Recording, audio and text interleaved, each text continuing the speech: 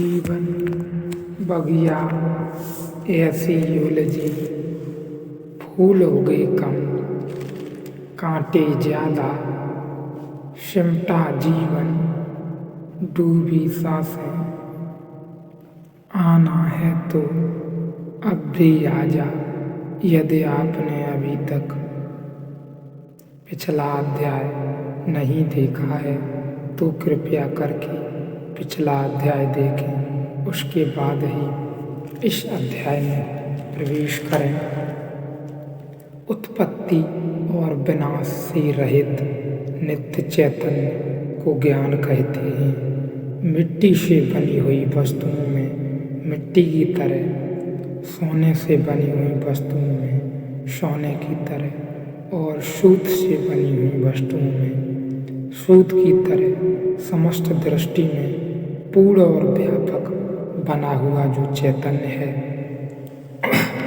वह अनंत कहलाता है, जो सुखमय चैतन्य स्वरूप है, अपरिमित आनंद का समुद्र है और शेष रहे सुख का स्वरूप है, वह आनंद कहलाता है। उस परम सत्ता को, उस ब्रह्म को, उस अविनाशी को ऋषि ने ज्ञान कहा है। लेकिन जिस ज्ञान को हम जानते हैं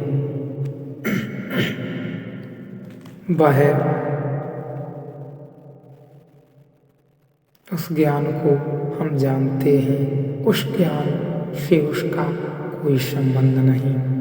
हम किसे ज्ञान कहते हैं उसे ठीक से समझ लें तो ऋषि किसे ज्ञान कहता है उसे समझना आसान हो जाएगा। हमारा ज्ञान पहली बात तो यह है सदा किसी ज्ञेय का होता है।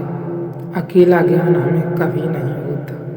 वृक्ष को जानते हैं, मनुष्य को जानते हैं, राह पर पड़े पत्थर को जानते हैं, आकाश के सूर्य को जानते हैं, लेकिन जब भी जानते हैं तो कुछ जानते हैं। जानना शुद्ध कभी नहीं जानते। और जब भी हम कुछ जानते हैं तो उसे ऋषियों ने अशुद्ध ज्ञान कहा है, क्योंकि वह जो कुछ है वह महत्वपूर्ण होता है, ज्ञान महत्वपूर्ण नहीं होता। आकाश में सूर्य को देखते हैं, सूर्य को जानते हैं तो सूर्य महत्वपूर्ण होता है, जानना महत्वपूर्ण नहीं होता। हमारा यह जो ज्ञान है, अगर सारे विषय हमसे छीन लिए जाएं तो तत्काल खो जाएगा, क्योंकि विषय के बिना इसका कोई अस्तित्व नहीं है। तो इसका तो यह अर्थ हुआ कि यह ज्ञान हम पर निर्भर नहीं है, विषय पर निर्भर है।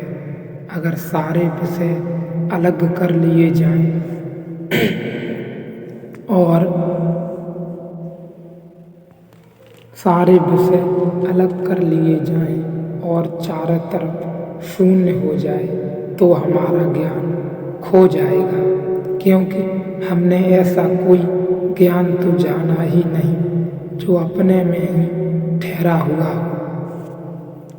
हमारा सारा वस्तुओं में ठहरा हुआ है। ऑब्जेक्ट में तो यह बिल्कुल सीधा सा स्पष्ट सा विचार है कि अगर सारे पदार्थ अलग कर लिए जाएं तो हमारा ज्ञान भी खो जाएगा। निश्चित ही हमारा ज्ञान वस्तुओं से जुड़ा हुआ है, चीज़ों के जानने से जुड़ा हुआ है। यह तो बड़े मज़े की बात है। इसका अर्थ हुआ कि ज्ञान हम में निर्भर नहीं है। जो पदार्थ हम जानते थे उसमें निर्भर था। यह है हमारा ज्ञान। जब ब्रह्म को ज्ञान कहते हैं ऋषि, तो ऐसे ज्ञान से प्रयोजन नहीं है, क्योंकि जो ज्ञान पर निर्भर हो उसको ऋषियों ने अज्ञान कहा है। जो ज्ञान दूसरे पर निर्भर है, अगर ज्ञान के लिए भी मैं स्वतंत्र और मालिक नहीं हूँ तो फिर किस चीज़ के लिए स्वतंत्रता और मालिकियत हो सकती है। यह ज्ञान हमारे और सारे अनुभवों के साथ जुड़ा हुआ है। सारे अनुभव इस ज्ञान जैसे ही हैं। कोई प्रेम करने को न हो तो क्या आप उस समय प्रेम के क्षण में हो सकते हैं? कोई प्रेमी न हो तो क्या आप प्रेम कर सकते हैं? शायद आप सोचेंगे कर सकते हैं, लेकिन आपको ख्याल होना चाहिए, तब भी आप कर सकेंगे जब चित्त में आप पहले प्रेम की कल्पना कर लें, नहीं तो नहीं कर सकेंगे। वह कल्पना सहारा बनेगी, फिर आप अकेले होकर प्रेम पूर्ण नहीं हो सकते। तो ऐसा प्रेम भी क्या स्वभाव होगा? बिल्कुल स्वभाव ही होगा। ऐसा प्रेम भी दूसरे पर निर्भर हो गया।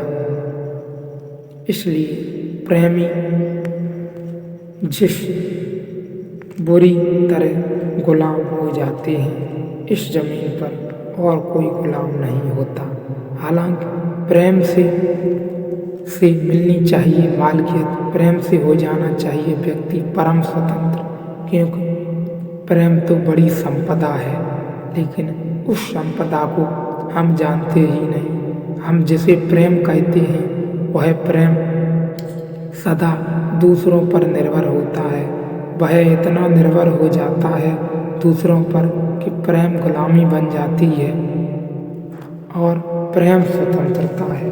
तो हमारा प्रेम और जिस प्रेम को स्वतंत्रता है और प्रेम स्वतंत्रता है, और जिस प्रेम को स्वतंत्रता कहते हैं जीसस या बुद्ध, उसमें कोई संबंध नहीं है।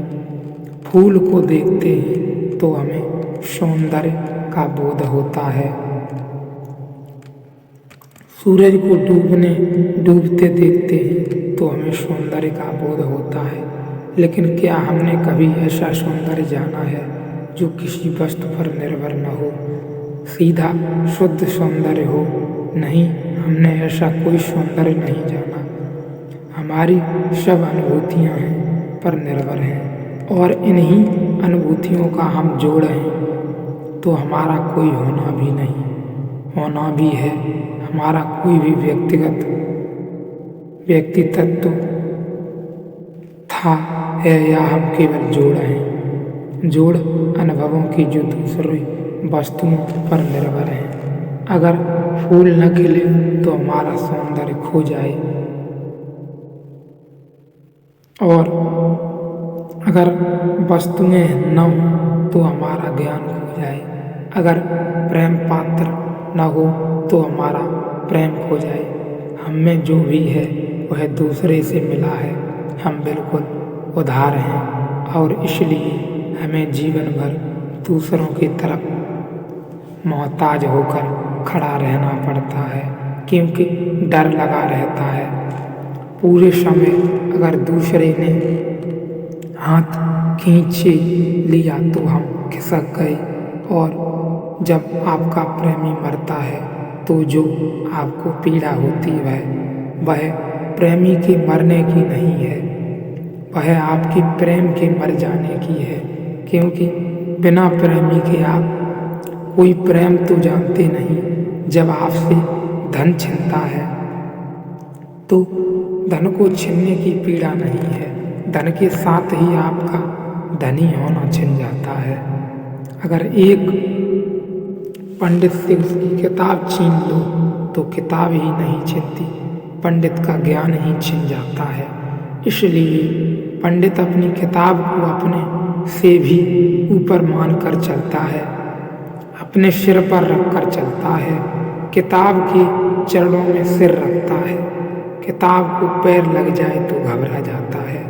किताब पर इतना निर्भर है ज्ञान, तो यह ज्ञान ही नहीं है, यह तो बहुत ही